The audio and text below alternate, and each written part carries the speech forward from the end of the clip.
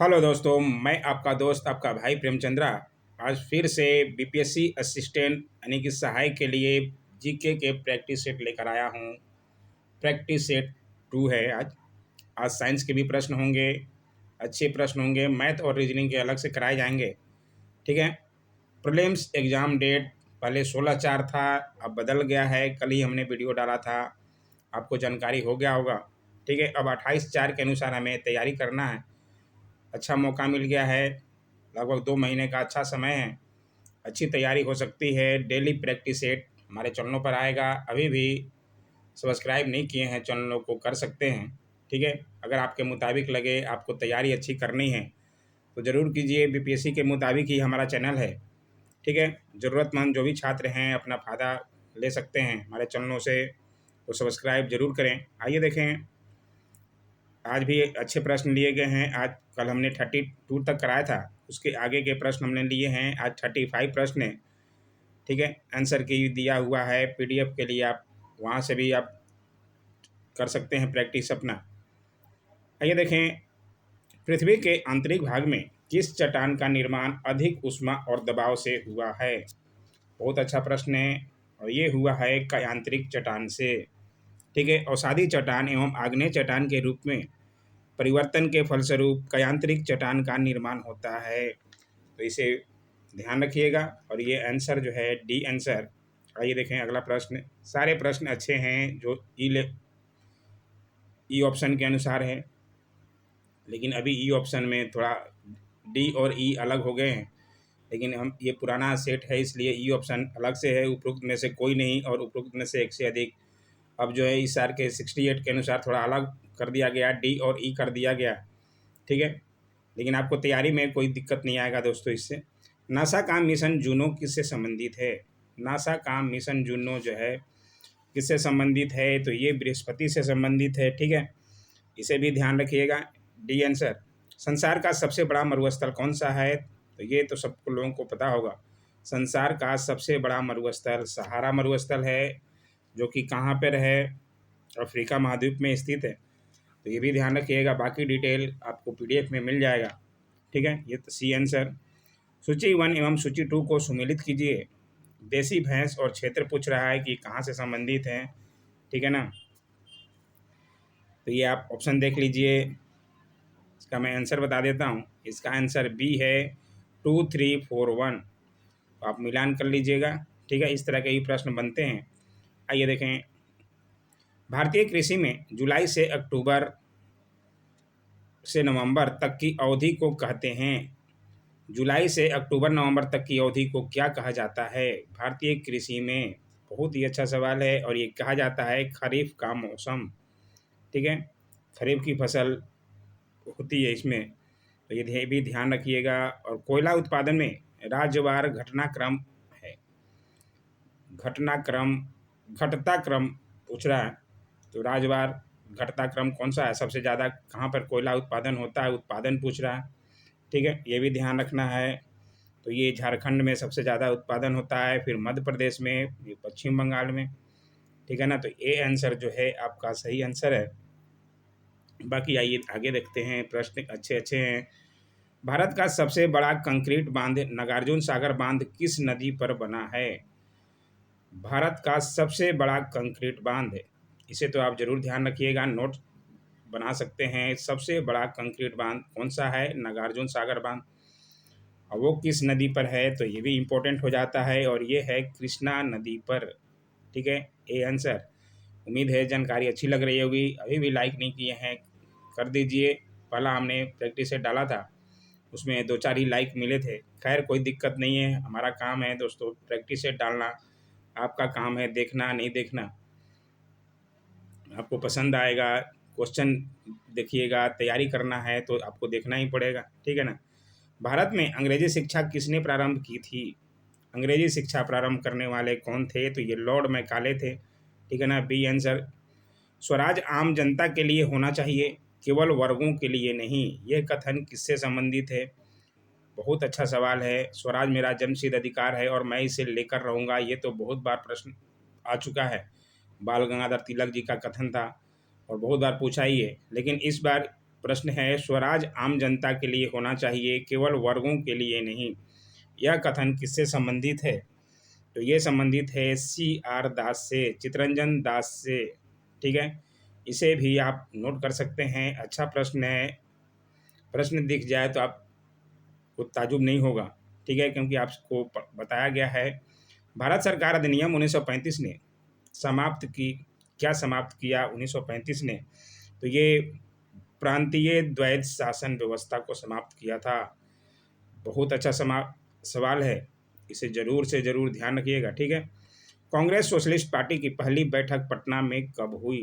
Congress socialist party के बारे में पूरा बिहार स्पेशल में अच्छी तरह से बताया गया है, और ये हुई थी 1934 में। ठीक है ना, तो ये इसके बारे में पूरा डिटेल आपको है, कौन अध्यक्ष थे, कौन सचिव थे, और बार बार इस पर सवाल बनता है, तो आप पूरा विस्तृत में बिहार स्पेशल में जाकर जरूर देखें। जैन धर्म के प्रवर्तक महावीर स्वामी का जन्म स्थान कहाँ है? ये भी अच्छा सवाल है, और ये तो इजी हो जाना चाहिए अब तो, कुंडग्राम में। ठीक है, आइए देखें अगला सवाल। जप्ती प्रणाली का जन्मदाता कौन था? जप्ती प्रणाली कौन लाया था? तो ये लाने वाले थे टोडरमल। ठीक है, टोडरमल, जरूर नाम ध्यान रखिएगा, किसके समय में थे टोडरमल? अगर आप जानते हैं जरूर कमेंट में बताइए। ठीक है, ताकि हमें भी लगे कि आप लोग वीडियो को देखते हैं। सुल्तान मोहम्मद तुगलक ने अपनी राजधानी दिल्ली से कहाँ स्थानांतरित की थी? सुल्तान मोहम्मद तुगलक ने अपनी राजधानी दिल्ली से कहाँ स्थानांतरित किए थे? तो ये किए थे दौलताबाद। ठीक है, तो ये भी ध्यान रखिएगा, प्रश्न जो है ऐसे ही बनते रहते हैं। किस मुगल सम्राट को जिंदा पीर कहा जाता था? बहुत अच्छा सवाल है ये। ठीक है, आम एग्जामों में भी पूछे जाते हैं इस तरह के प्रश्न, तो ये तो आपको ध्यान होना चाहिए। औरंगजेब को जिंदा पीर कहा जाता था। ठीक है, डी आंसर। दिल्ली सल्तनत में इक्ता प्रणाली का प्रारंभ किसने किया था? इक्ता प्रणाली का प्रारंभ दिल्ली सल्तनत में किसने किया था? तो ये इल्तुतमिश ने किया था। ठीक है, तो ये भी ध्यान रखिएगा, अच्छे सवाल हैं। भारतीय राजनीति में वर्ष 1947 के बाद किस महिला ने सर्वाधिक योगदान किया? 1947 के बाद पूछ रहा है, तो किसने सबसे ज़्यादा योगदान किया? तो अरुणा आसफ अली ने। ठीक है, इनका नाम जरूर ध्यान रखिएगा, ए आंसर। आइए और भी अच्छे सवाल हैं। ठीक है, कुछ सवाल अलग थे, मैथ के थे, तो मैथ का अलग से वीडियो आएगा। आप प्रश्न के अनुसार आंसर की में भी देख सकते हैं, और मैं बता रहा हूँ तो उसके अनुसार भी देख सकते हैं। बाकी टेलीग्राम में PDF मिलेगा, वहाँ आंसर की में आप मिलान कर सकते हैं क्वेश्चन नंबर के अनुसार। ठीक है, निम्नलिखित में से कौन सा एक कण आवेश रहित है? कौन सा एक कण आवेश रहित है? इलेक्ट्रॉन, प्रोटॉन, न्यूट्रॉन और ड्यूट्रॉन में से न्यूट्रॉन जो है आवेश रहित है ये। ठीक है, तो ये ध्यान रखिएगा। आयोडीन और पोटेशियम क्लोराइड के मिश्रण से आयोडीन को अलग किया जा सकता है? किसके द्वारा अलग किया जा सकता है आयोडीन और पोटेशियम क्लोराइड के मिश्रण को? बहुत बार ये सवाल बना है, और ये ऊर्ध्वपातन द्वारा होता है। ठीक है, तो इस तरह के सवाल ज़्यादा ही बनते हैं, कभी कपूर पूछ देगा। मधुमक्खी के दंश से एक अम्ल छूटता है जिसके कारण दर्द और जलन होती है, वह अम्ल निम्नलिखित में से कौन सा है? मधुमक्खी के दंश से एक अम्ल छूटता है, जब काटती है तो एक अम्ल छूटता है जिसके कारण दर्द भी होता है और जलन भी होती है, वह अम्ल कौन सा छोड़ती है? तो ये छोड़ती है आपका मिथेनोइल अम्ल। ठीक है, डी आंसर। ध्यान रखिएगा, और अभी तक लाइक नहीं किए हैं लाइक कर लीजिए। सब्सक्राइब करने का सोच रहे हैं, सोचिए मत, सब्सक्राइब कर लीजिए, फ्री का चैनल है आपके भाई का। एसिटिक अम्ल में अम्लीय हाइड्रोजन परमाणुओं की संख्या है? एसिटिक अम्ल में अम्लीय हाइड्रोजन परमाणुओं की संख्या कितनी है? तो ये है 1। ठीक है, ए आंसर। बाकी डिटेल आपको पूरा PDF में मिल जाएगा, आप टेंशन मत लीजिए दोस्तों। आप टेलीग्राम ज्वाइन कर लीजिए, फ्री का है टेलीग्राम, पैसे नहीं लगते हैं, उसमें सोचिए मत। और बाकी चैनल को सब्सक्राइब कीजिए और टेलीग्राम से जुड़िए। जर्मन सिल्वर में कौन सी धातु नहीं होती है? जर्मन सिल्वर में कौन सी धातु नहीं होती है? तो इसमें से नहीं होती है Ag। ठीक है, HDP का फुल नाम क्या है? HDP यानी कि हाई डेंसिटी पॉलीथिलेन। ठीक है, तो ए आंसर, ये भी ध्यान रखिएगा, फुल फॉर्म भी प्रश्न में बनते ही रहते हैं। वह औषधि जिसका प्रयोग अवसाद के नियंत्रण के साथ साथ अति तनाव के नियंत्रण में होता है, क्या कहलाती है? वह कहलाती है आपका इक्वेनिल। ठीक है, इक्वेनिल, डी आंसर। निम्न में से किसका उपयोग सीमेंट उद्योग में होता है? सीमेंट उद्योग में किसका उपयोग होता है? तो चूने का पत्थर का उपयोग होता है, ये तो शायद सब लोग लगभग जानते होंगे। ठीक है, उम्मीद है, और नहीं जानते हैं अभी भी तो नोट्स बना लीजिए। ठीक है ना, चूने का पत्थर को। आइए देखें अगला सवाल। सभी मूल बलों में सबसे दुर्बल है, सभी मूल बलों में सबसे दुर्बल कौन सा है? तो ये है आपका गुरुत्वीय बल। ठीक है, ए आंसर। सूर्य की किरणें किस प्रक्रिया द्वारा पृथ्वी पर पहुंचती है? तो किस प्रक्रिया द्वारा पहुंचती है? तो ये भी अच्छा सवाल है और इजी हो जाना चाहिए, तो शायद सब बच्चों को पता होगा, विकिरण द्वारा। ठीक है, ए आंसर। किसी कोशिका की विभिन्न प्रकार की क्रियाओं का मुख्य स्थल है, किसी कोशिका की विभिन्न प्रकार की क्रियाओं का मुख्य स्थल क्या है? तो ये है आपका कोशिका द्रव्य। ठीक है, सी आंसर।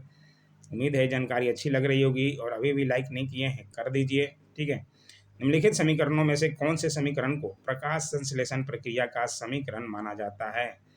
तो ये आप ऑप्शन देख सकते हैं। प्रकाश संश्लेषण प्रक्रिया का समीकरण इसमें से कौन सा माना जाता है? तो ये माना जाता है 6CO2 प्लस 12H2O, यानी कि सूर्य का प्रकाश और पर्णहरित, सी आंसर। ठीक है, साइंस में पढ़े होंगे आप, 10वीं तक के साइंस ही अधिकतर ज़्यादा पूछे जाते हैं, बीपीएससी हो या कहीं भी का एग्जाम हो, तो इसको ध्यान रखिएगा। ठीक है, सी आंसर। बाकी आइए देखते हैं और प्रश्न। रेनिन का स्त्राव कहाँ से होता है? रेनिन का स्त्राव जो है कहाँ से होता है? तो ये जठर ग्रंथियों से होता है, सी आंसर। मनुष्य की श्वास नली में होती है, श्वास नली में क्या होती है? ये होती है सी आकार की उपास्थि। ठीक है, इसे भी ध्यान रखिएगा। सारे प्रश्न ही अच्छे हैं, आपको तैयारी करना ही पड़ेगा। पल्मोनरी सीरा खुलती है या रुधिर लाती है? पल्मोनरी सीरा खुलती है या रुधिर लाती है? कहाँ से लाती है, किसमें लाती है, ये आपको बताना है। तो ये इसका आंसर है आपका बाएं अलिंद में। ठीक है, तो ये बी आंसर। ब्रिक में उपस्थित मेंडुला के पिरामिड बलकुट की किन संरचनाओं द्वारा एक दूसरे से पृथक रहते हैं?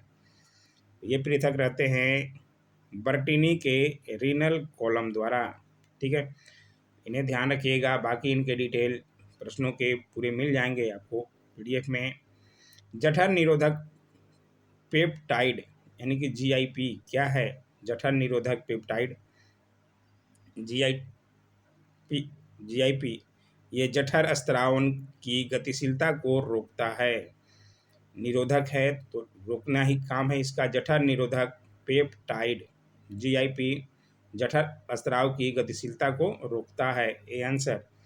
ठीक है, आइए देखें आज का आखिरी सवाल है। 35 सवाल हो गए, उम्मीद है अच्छे लगे होंगे। भीम कायता या अति कायता की अवस्थाओं से सह संबंधित है, कौन सा सह संबंधित है? तो इसमें से तो ये हाइपर पिट्यूटेरिज्म। ठीक है, सी आंसर। तो ये है आज के 35 सवाल। उत्तर आप प्रश्न के अनुसार देख सकते हैं, प्रश्न संख्या के अनुसार में, क्योंकि कुछ प्रश्न जो है कटे हुए हैं। ठीक है, क्योंकि मैथ के प्रश्न थे, मैथ के प्रश्न और रीजनिंग के प्रश्न अलग से आएंगे। बाकी यहाँ आपको पूरा जानकारी लगभग सब प्रश्नों का दिया हुआ है, आप यहाँ से देखकर अपनी तैयारी को कर सकते हैं।